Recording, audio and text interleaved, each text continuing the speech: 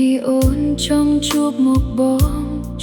ងដងនេះជាលើកចុងក្រោយ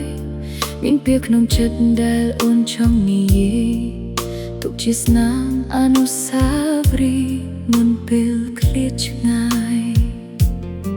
អូនដឹងថាបងសម្រេចចិត្តហើយមិនអាចត្រឡប់មកដូចថ្ងៃមុនទូទឹកភ្នែកអូនហូរគ្មានទីបញ្ចប់ក៏មិនអាចខត់បងបានឡើយសូមឲ្យបងស្ដាប់ពីចុងក្រោយពីមនុស្សស្រីម្នាក់ដែលធ្លាប់ស្រឡាញ់បងអស់ពីបេះដូងបងអើ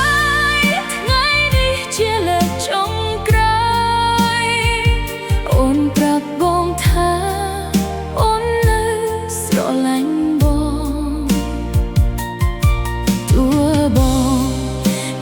ចេញទៅឆ្ងាយពីអូនក្តីស្រឡាញ់នេះនៅតែមានដដែ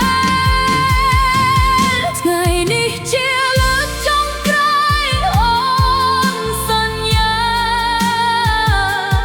មិនឲ្យបង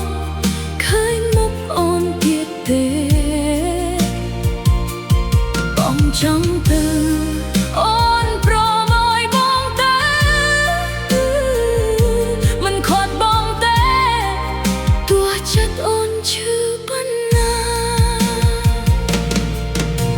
អនុស្សាវរីយ៍ដែលធ្លាប់មាន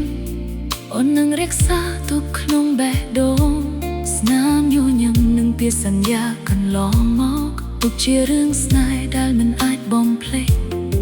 អូនដឹងថាស្នេហ៍យើងដល់ទីបញ្ចប់តែចិត្តអូនមិនដែលស្អប់បងទេបើការចាក់ចេញធ្វើឲ្យបងមានសុខអូនសុខចិត្តឈឺចាប់តែម្នាក់